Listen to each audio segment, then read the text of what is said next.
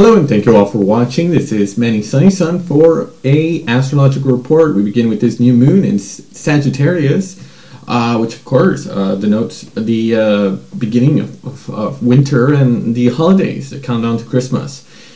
And this happens on December 11th, where we make preparations for this winter holiday, gift purchases, anything. For those that we want to celebrate with people, those we want to partake into the warmth and joy. It is still the time, and it's a sacred in the collective atmosphere. I center myself internally and on what is currently happening. Sagittarius, of course, denotes the energies of faith, optimism, expansion, the human spirit, and also it's where we reach that level of higher philosophical ideas and expression.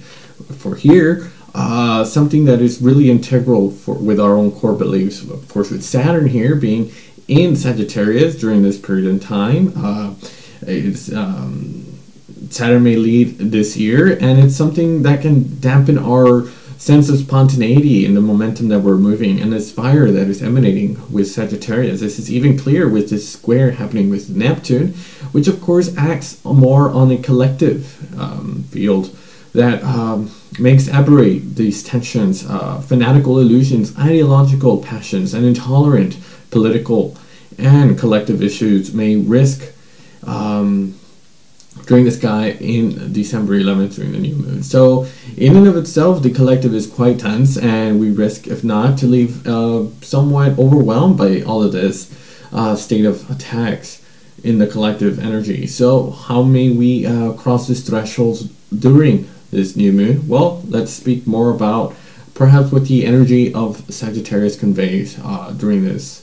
Well, Sun in Sagittarius, of course, denotes inspiration, core beliefs, higher philosophical enthusiasm, a sense of radiation of that energy. They're willing to go and explore long journeys and spiritual visions that will access that spiritual, the divine, more philosophical, which leads to more detachment and gives us a greater sense of optimism and independence. So it is a good time to reconnect back to our own faith and everything that has a reason to be and to keep your vision in focus. Here, the light is rather lets us disperse and gets us distracted in quite a negative image of the world. The moon in Sagittarius during this month allows us to adapt to life as if we are traveling, and gives us the opportunity here to see each day as an exploration. It is a way to focus on the mind, on the short-term goals, where there are always new adventures to discover, and here it is a sign of freedom and curiosity. You may also want to learn more, understand more. It's a sign that likes freedom and likes to give further study in the sign of Sagittarius. So we have a strong choice here in order to keep a little daily reverie, to always reconnect more towards our own ideal while remaining still conscious of our own responsibilities. Saturn here in Sagittarius makes this atmosphere conducive. So Moon in Sagittarius inspires us to make us want more space, whether it be literally or figuratively in terms of goals here. Saturn in Sagittarius gives us challenges that reveals our own goals and can be very strong in our inner life by limiting our sense of expansion and creating concrete blocks and of what we have developed as projects. How best to use it in a more positive way during this phase. So understanding the meaning of each sign can help us dramatize more on what seems uncomfortable and open ourselves more into the greater vision in a detached sort of way. So Saturn, of course, is the Lord Timekeeper Kronos, is wise, it faces difficulties and obstacles, it's our inner guide. So in order to structure our own selves, and we see it more as hostility, it becomes more as our protector, our safety guard. So given in the global context here, we have more moral structures being placed by Saturn in Sagittarius here at work. It is most likely to limit more of our sense of, without carrying away through time. So Saturn here cools down the collective madness just a tad bit. This very important aspect with Neptune squaring Saturn cannot be ignored, and how it can feel within us in our daily lives. So it's a tension between, of course, our human structure with its rigidities, and our deep desire, the empathy, and that connection that we have with the divine consciousness and unconditional love with the divine and mystical. So to illustrate this in a more practical sense, we have the energies of what is radically different from these two planets, Saturn and Neptune. Imagine a rock in a steady sea, and it's the nature of Saturn's hard, stable, rigid, unchanging, and heavy. It is a skeletal system, of course, and may also be established in a political and administrative world. Religious, denoting the sea, Neptune, Pisces, and of course, here we have the sea, which is the very nature of that, becomes dissolved relentlessly with the rock, and will eventually have sufficiently eroded its base so that it disintegrates over time. And the nature of that rock is to resist that particular nature, which water dilutes, and that is all. In our individual experience and our character, we can have a predominance here of gone over these planets, our resistance manifested by this Saturn, which is of course our base structure, stability in our human relationships and structure. Our deal is, and our suction fusions with the infinite energies of love and manifested by the Neptunian energy. So of course it's square off to Neptune, quite challenged and tense in astrology. Behavior in this position puts these two parts into a tense aspect. Nothing negative can we describe, but can be easily lead up to excess. If rather we're Saturn kind of keeps us in the status quo, resists change as emotions or empathy, we are likely to feel blocked and locking us into isolation, and we'll be very quite suffering in that. So the challenge here is proposed by the square to Neptune, learning to listen and to welcome that intuition and our feelings, our fears, and our qualms that are whatsoever can be used as guides. If we are, however, more of that kind of Neptunian dreamer, idealist, or emotional, the change can be quite good and exaggerated, with the external environment mopping all the misery of the world, seeking to give all the love to the earth. Here, we will always be embedded with, in extreme situations of suffering, attacking of all kinds of dependencies due to the unmanageable emotions that incinerate us to live in this quicksand.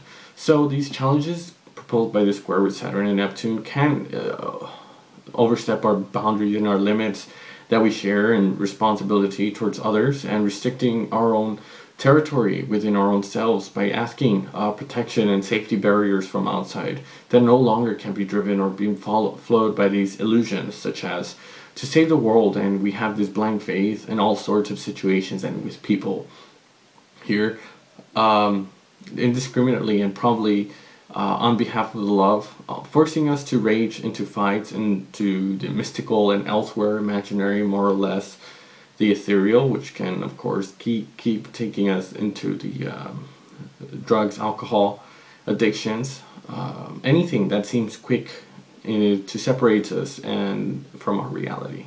We may also alternately, in these two extremes, which does not simplify our task, this position proposed by this square, giving us more of a personal, quite concentrated set of defined goals, but also with reasonable doubt, again with this realization, which means it's keeping faith in this inherent wisdom of life without letting go of yourselves, letting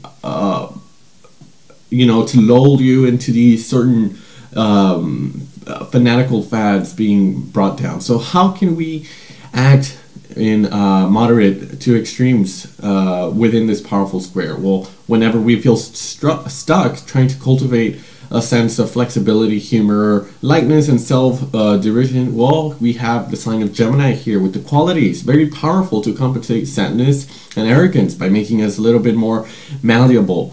Watching a A film that relaxes us, can take us out of the air, distract us, meet the light and simple people who do not complicate life and can chat with futility, etc. In short, take a step back from that, and that closes us. So, whenever we feel kind of fuzzy, lost, drowned, put us in search of a very down-to-earth business with a program, of course, to the stages that are planning up ahead. Thanks to the Virgo sign that will balance our own wanderings and tinkering if we enjoy it.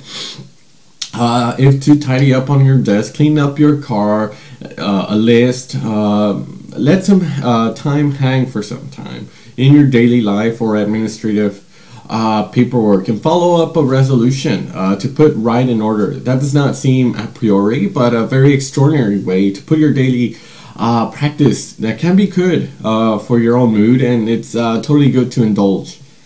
It is also a good time to do a little empty work at the same time, especially since Jupiter is, of course, in the Lord of that cycle is Sagittarius and Virgo. It's wise and methodical sign, magnet, sorting, and sharp thinking.